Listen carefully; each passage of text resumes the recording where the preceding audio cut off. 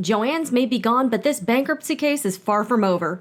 Welcome to Sew and Report Live. I'm Jen. I cover news and commentary happening in the world of sewing and crafts. And even though the stores are all shut down, there is an update in JOANN's bankruptcy case out of Delaware. So we're going to be going over that in this video, plus an update on Creativebug. Yes.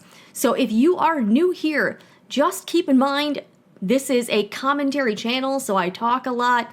And this is not really going to be an edited video. We've been covering JOANN's for about 2 years, everything going on with the court case to all the store closings. So there was an omnibus hearing earlier today, and I was able to look in. It's over one specific store. This whole hearing was over one aspect involving one former JOANN's location in Arizona. All right, I'm gonna pull up the case info, and this is where you can keep track of everything going on with their not one bankruptcy, but second bankruptcy. It's on this website, Kroll. The last, I believe, court appearance they had was in February. They had a few other hearings, but they kept postponing them or canceling them. So I was expecting today's hearing to be canceled, quite honestly, but it wasn't. It actually took place. It was at 2 p.m., June 11th, 2025, and the company is no more. They were sold to in an auction to Great American Group, but there are some loose ends to tie up. In this one involved this one store in Arizona. So let me pull up the agenda. So this is what they were going over. It says authorizing and approving procedures to reject or assume executory contracts. So one question is, what's going to happen to all of the former JOANN store locations? I believe most, if not all of them, were under leases. So JOANN's did not own the real estate. They were leasing it from a landlord. And there was an objection from one of JOANN's landlords that they did not want this lease to be assumed by this other company, Dollar Tree. Yeah, it's over this one store number 2281 in Queen Creek, Arizona. So this whole hearing was only like 5 minutes long, and it had to do with this one particular store. So let me pull up the store info. Here's what I gathered.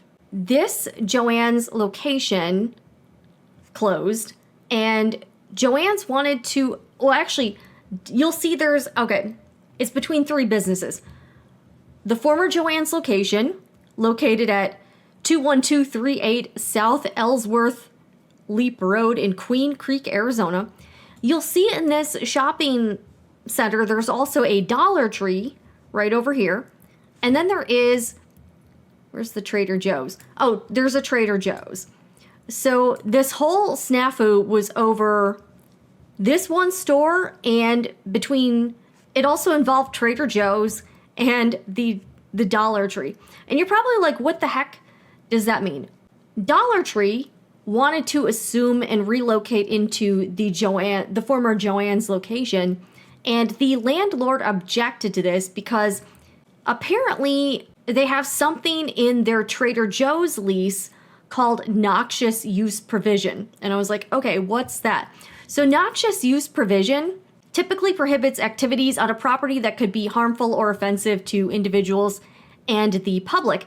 In terms of commercial leases, it could mean these clauses often restrict certain businesses or uses within a shopping center to maintain a desired atmosphere and prevent undesirable activities.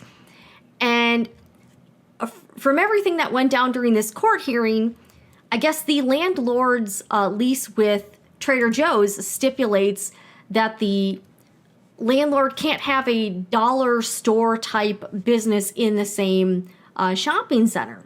So the landlord was objecting to Dollar Tree moving into the JOANN's location. But this was brought up. Dollar Tree's already in the shopping center, so it's already there. And the lawyers that were present were the lawyers for representing JOANN, the debtor. There was also a lawyer for the landlord, and there was a lawyer for representing Dollar Tree.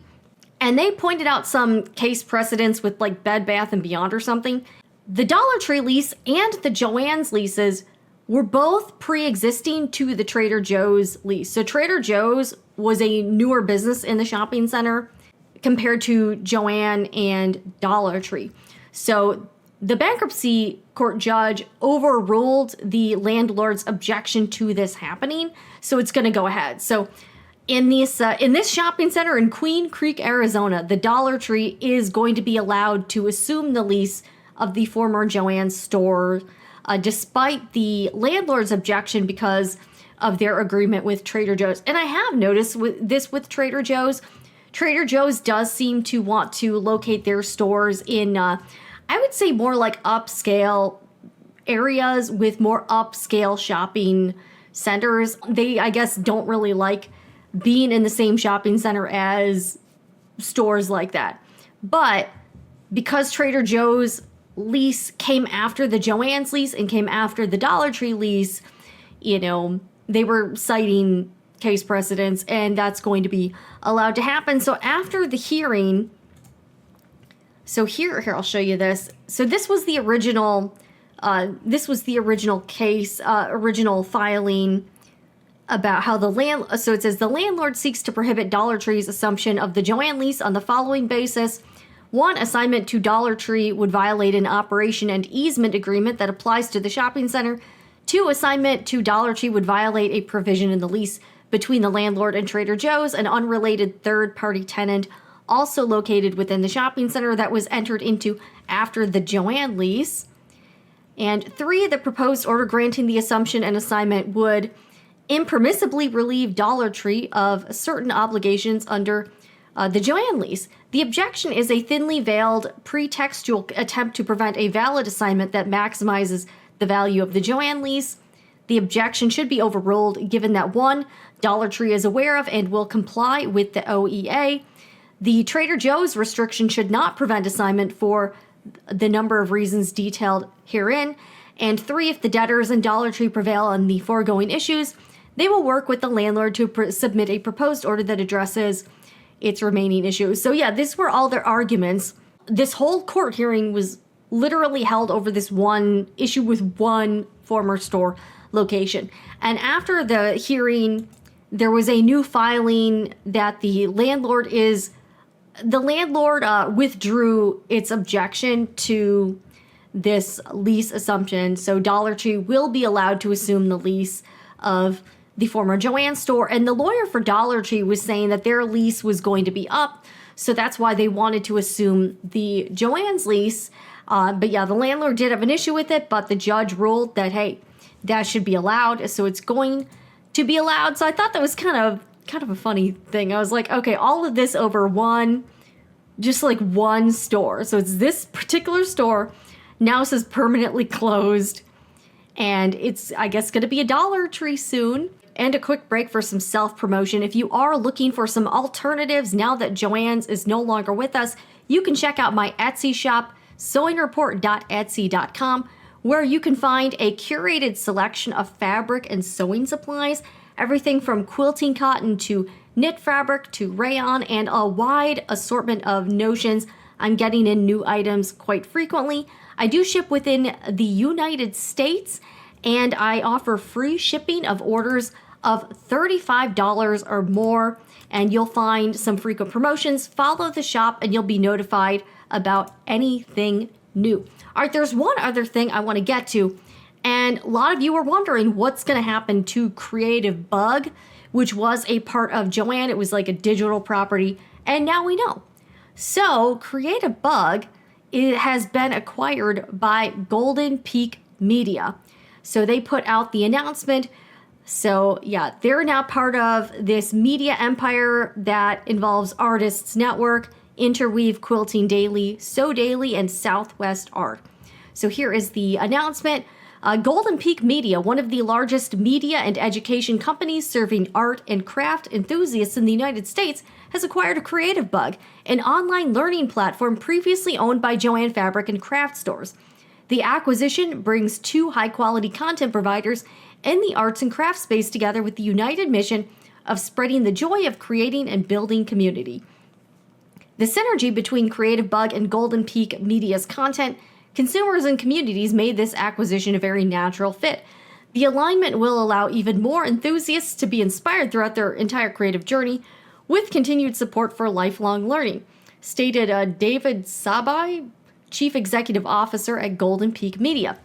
Creativebug was formed in 2012 by two busy moms who dreamed of taking a craft class while their kids were in bed or sneaking in a lesson on their lunch break.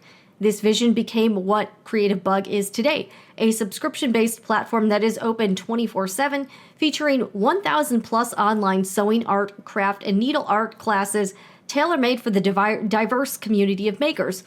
Their key customers are individuals who sign up for monthly or annual subscriptions and libraries throughout the U.S. who license subscriptions that public library users can use for free. Hey, that's good to know. All right, the Creativebug team has built a strong business based around their robust online platform and niche audience segments.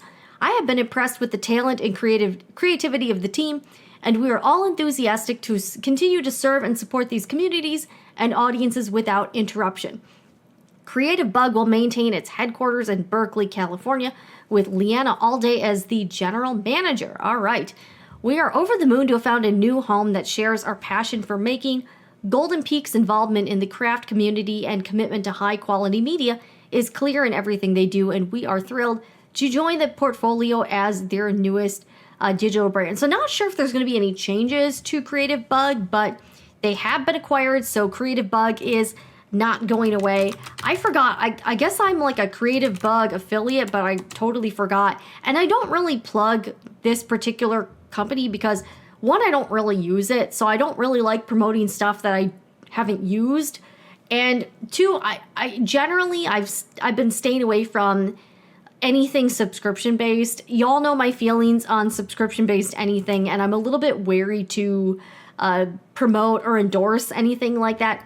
Again, if you like Creativebug, cool. I've got nothing against Creativebug. I just don't really use it, so I'm not gonna, plug anything that I don't use myself. So I am not a customer of Creativebug. I think I did like a free trial or something. I preferred, and I try to have as few subscriptions as possible.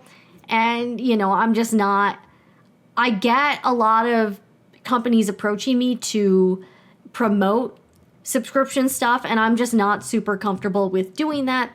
But if you are a Creativebug fan, it's here. I guess it's going to stick around for a while. So hey, it's always good to, I'm glad that they are not going to be disappearing. I don't really have experience with this particular company, so I don't know. But let me know what you think about Creativebug. If you tried it, if you taken the classes. I think I did sign up for a trial, and I don't remember being super impressed with the material, if I'm going to be honest with you. But I don't have anything against Creativebug. I'm just personally not a user. So that is the latest with what's going on with everything in the JOANN orbit. I know the stores are all closed, but there's still stuff to talk about. I guess we're going to have some stuff to cover for a while, because this court case still has some upcoming stuff. There's supposed to be another hearing in a couple weeks. And then there's also going to be stuff up until like September. Anyways, I hope you enjoyed and found this update helpful. Subscribe if you have not already to Sewing Report Live. Also, if you're going to leave a comment, I will leave my community guidelines in a pinned comment down below. I just ask that you follow all of the rules when you are leaving a comment. I'm Jen with Sewing Report Live. You can also check out my main channel, The Sewing Report, and I will see you again in the next one.